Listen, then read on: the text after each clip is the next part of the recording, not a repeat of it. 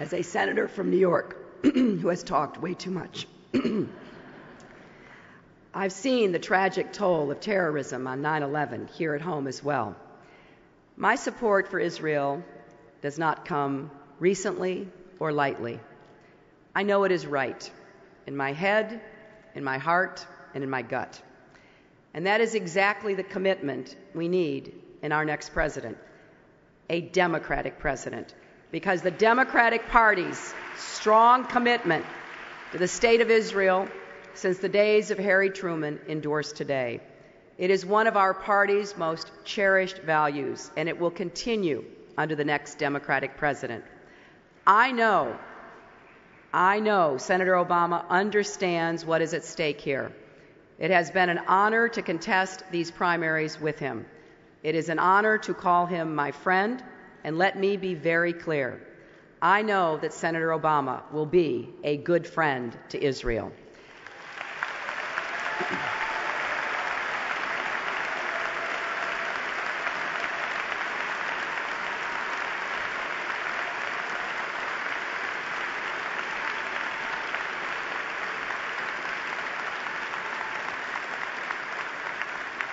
I know that Senator Obama shares my view that the next president must be ready to say to the world, America's position is unchanging, our resolve unyielding, our stance non-negotiable.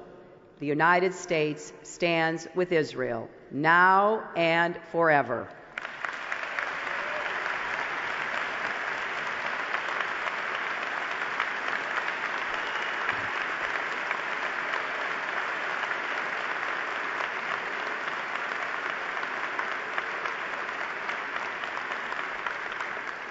And let me underscore that I believe we need a Democrat in the White House next January, because it is not just Israel that faces challenges in the 21st century. America does too. The next president will inherit grave problems, difficult threats, a war in Afghanistan and a war in Iraq. America's reputation at an all-time low, the continued threat of terrorism at home and abroad. President Bush has moved us in the wrong direction. For all the strong rhetoric you heard from Senator McCain on Monday, he will continue the same failed policies in Iraq and weaken our security, making the Middle East a more dangerous place. America needs a new beginning in our foreign policy to make our country stronger and, frankly, to make our position in the world more credible, to give us the strategic leverage back that we have lost over the last 7 years. We cannot stand strongly with Israel if we are not strong at home and if we are not respected and considered strong and the leader of the world everywhere else.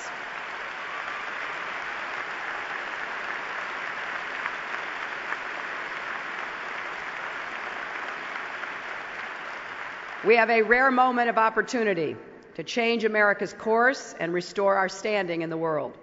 And we must seize this moment by leading our friends and allies in building the world we want, rather than simply defending against a world we fear. We must build a world that will be safer, more prosperous, and more just. I believe security and opportunity go hand in hand. When children have hope, a real belief that there is opportunity ahead for them, we help to dry up the swamp of fear and pessimism that breeds terrorism. That means supporting education, not just for boys, but for girls too. It also means that real economic opportunity can't grow where there is no security, and that opportunity alone is not enough to overcome extremism. I have been very specific about how I would make this new foreign policy vision that I share, and I think many of you do as well, a reality. Today I want to lay out 3 principles that I hope will guide us in all that we do with Israel, and why it is important to put that relationship into the broader context of what foreign policy is in the best interests of the United States. First, I have a bedrock commitment to Israel's security because Israel's security is critical to our security.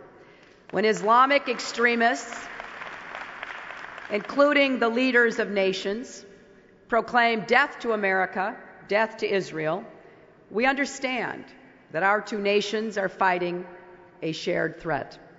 And those of us in this room know this bond is so much more personal than any security agreement or risk assessment. We know a shared threat can also mean shared sorrow. When 8 young men were killed in a Jerusalem yeshiva in March, including a 16-year-old American named Abraham David Moses, we were united in our grief.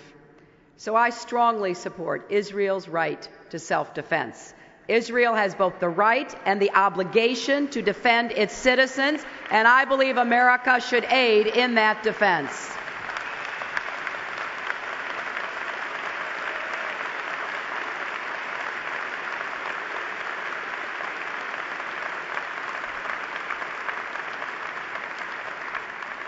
I am proud to support the $2.5 billion in security assistance for Israel in the foreign aid bill, and I am committed to making sure that Israel maintains a military edge to meet increasing threats.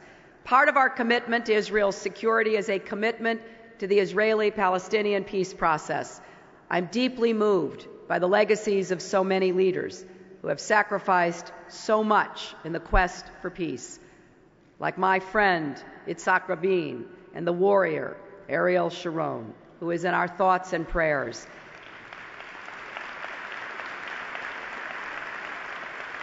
We must support Israel in making the tough choices for peace, and I believe that U.S. diplomacy is critical to making progress, and consistent U.S. involvement can lower the level of violence and restore our credibility in the region. We need to talk to all sides, but all parties must know we will always stand with Israel in its struggle for peace and security. Israel should know that the United States will never pressure her to make unilateral concessions or to impose a Made in America solution.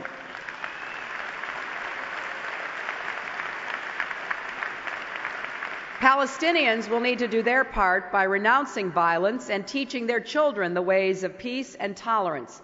We must show the Palestinians and the moderate Arabs that the path of reconciliation is better than the terrorist road to self-destruction. I am deeply concerned about the growing threat in Gaza. Hamas has built a military force equipped with sophisticated weapons from Iran. Hamas's campaign of terror has claimed the lives of hundreds of innocent Israelis. Its charter calls for the destruction of Israel. It has shown no commitment to peace or to renouncing violence. So we must be clear about how we feel about our next president negotiating directly with Hamas. Here's how I feel. Until Hamas renounces terrorism and recognizes Israel, negotiating with Hamas is unacceptable for the United States.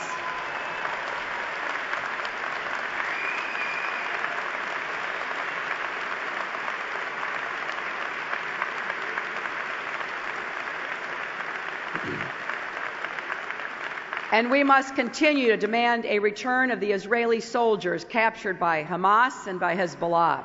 Ehud Goldwasser, Elad Regev, Gilad Shalit.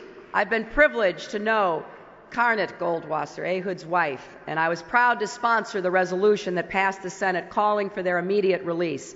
I will not stop fighting and pressing for these soldiers to come home until they finally are safely home with the families that are waiting for them.